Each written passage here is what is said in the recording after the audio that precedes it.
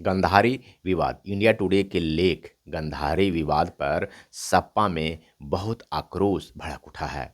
हालांकि सपा के लोग शांतिपूर्वक आंदोलन कर रहे हैं और इंडिया टुडे को माफ़ी मांगने की बात कर रहे हैं। सपा के नेताओं का कहना है कि आंदोलन जो कर रहे हैं इस लेख के विरोध में, उन सपा नेताओं का कहना है कि ये 2027 विधानसभा चुनाव उत्तर प्रदेश में जो होने हैं उसकी एक साजिश रची गई है, जो बीजेपी और इंडिया टुडे मिलकर रची है, ताकि जनता में समाजवादी पार्टी के नेताओं के खिलाफ संदेश जाए। मुझे कमनौर अथॉरिटी के सीओ जो IAS है वे रोड पे आकर सुन रहे तो ये दलाल है, तो खुद मीडिया ये क्यों नहीं सुन रहा? प्राइवेट दलाल है, प्राइवेट दलाल है, उसके लिए आप लोग। नमस्कार, आज के इस वीडियो में आप सभी का बहुत बहुत स्वागत है। देश के प्रतिष्ठित मीडिया ग्रुप इंडिया टुडे द्वारा समाजवादी पार्टी सपा के संस्थापक दिवंगत मुलायम सिंह यादव और उनके परिवार पर केंद्रित एक लेख कवर स्टोरी छापा गया था। आज ये स्टोरी ने उत्तर प्रदेश की राजनीतिक में तूफान ला दिया है। इस लेख में कथित तौर पर मुलायम सिंह यादव की तुलना महाभारत की गांधारी पात्र से और उनके स्थिति से की गई है, जिसके कारण समाजवादी पार्टी के कार्यकर्ता व नेता काफ़ी दुखित हैं, नाराज हैं।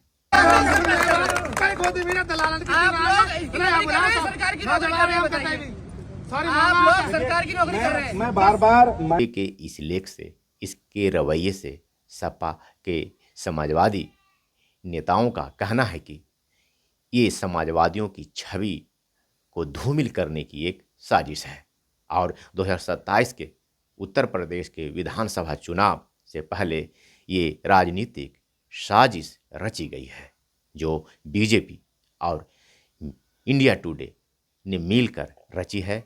जनता में समाजवादी पार्टी के नेताओं के खिलाफ। इंडिया टुडे की कवर स्टोरी में सूत्रों के अनुसार मुलायम सिंह यादव की राजनीतिक जीवन और उनके परिवार, विशेष रूप से उनके पुत्र अखिलेश यादव और के राजनीतिक भविष्य पर विश्लेषण किया गया है। विवाद का केंद्र वह तुलना है जिसमें मुलायम सिंह यादव को गांधारी से जोड़ा गया है। गांधारी ने अपने पुत्रों कौरवों के मुंह में सत्य की अनदेखी की थी। आलोचकों का मानना है कि इस तुलना के माध्यम से अप्रत्यक्ष रूप से यह संदेश देने की कोशिश की गई है कि मुलायम सिंह ने भी अपने पुत्र मुंह अखिलेश यादव में आकर पार्टी के अन्य वरिष्ठ नेताओं और सिद्धांतों की अनदेखी की, जिसका परिणाम परिवार और पार्टी दोनों के लिए नकारात्मक रहा। समाजवादी पार्टी के लोग इस तुलना को आपत्तिजनक और घृणित मान रही है और मानना भी चाहिए। किसी धर्म को आड़ में ला करके आप किसी नेता की छवि को खराब नहीं कर सकते। राजनीतिक अपनी जगह है, धर्म अपनी जगह है। दोनों को मिला करके एक समीकरण बनाना जो नेता लोग कर रहे हैं वो मीडिया हाउस को करने की ज़रूरत नहीं है। ये निष्पक्ष आवाज़ पर सीधे सीधे सवाल खड़े करते हैं। आपको निष्पक्ष आवाज़ बोलने की संविधान ने ताकत दी है। इसका मतलब ये नहीं है किसी एक राजनीतिक नेता पर प्रहार किया जाए जो एक चुनावी दूसरे पार्टी को चुनाव में फ़ायदा मिल सके और एक नेता को नुकसान हो जाए। ये सीधे सीधे राजनीतिक लेख की ओर इशारा करता है। ये लेख पूर्ण रूप से राजनीतिक प्रेरित लेख है। निष्पक्ष पत्रकारिता की पहचान इसे नहीं माना जा सकता।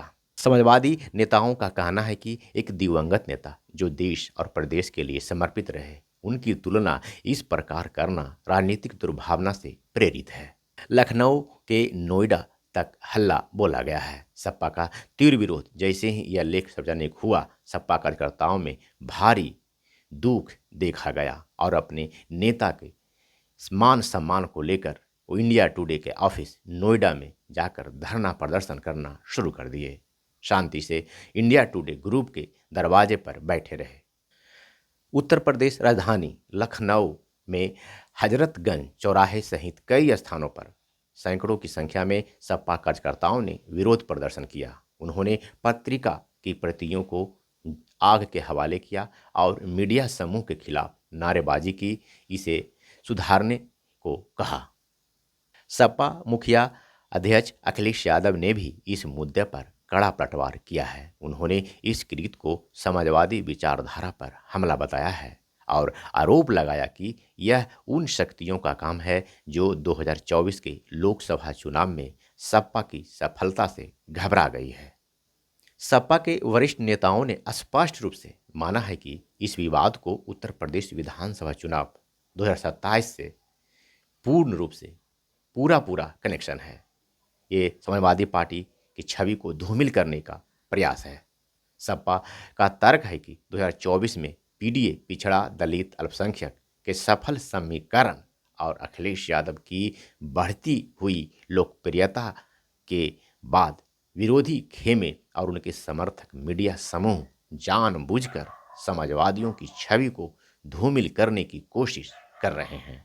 सपा के नेताओं का मानना है कि इस तरह के विवादास्पद लेखों के जरिए जनता के मन में यह धारणा बनाने की कोशिश की जा रही है कि मुलायम सिंह का राजनीतिक वंशवाद पार्टी और प्रदेश के लिए हानिकारक रहा, जिससे 2027 में मतदाताओं को प्रभावित किया जा सके। वादी नेताओं ने यह भी आरोप लगाया है कि विरोधियों की रणनीति है ताकि जनता का ध्यान महंगाई, रोजगार और कानून व्यवस्था जैसे वास्तविक मुद्दों से भटकाया जा सके।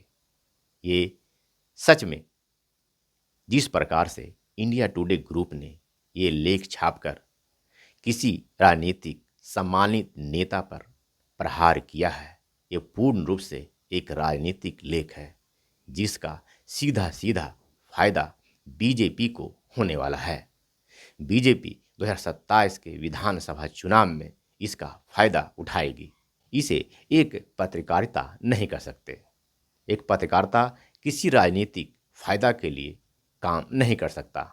पत्रकारिता का काम है एक निष्पक्ष पत्रकारिता पेश करना, देश का चौथा स्तंभ के रूप में काम करना। लेकिन ये देश का चौथा स्तंभ के समान लेख नहीं है। राजनीतिक स्तंभ लेख के रूप में नाम दे सकते हैं। ये पूर्ण रूप से राजनीतिक फायदा को ध्यान में रखते हुए लेख लिखा गया है। उत्तर प्रदेश के आगामी समयों में 2027 में होने वाले विधानसभा चुनाव को ध्यान रखते हुए इंडिया टुडे ग्रुप ने ये लेख जानबूझकर प्रकाशित की है ताकि सीधे भारतीय जनता पार्टी को इस लेख के जरिए फायदा हो। उसकी नींव रखी गई है। 2027 विधानसभा चुनाव का प्रारंभिक नींव रख दी गई है। इसे समाजवादी पार्टियों को सामना करना होगा।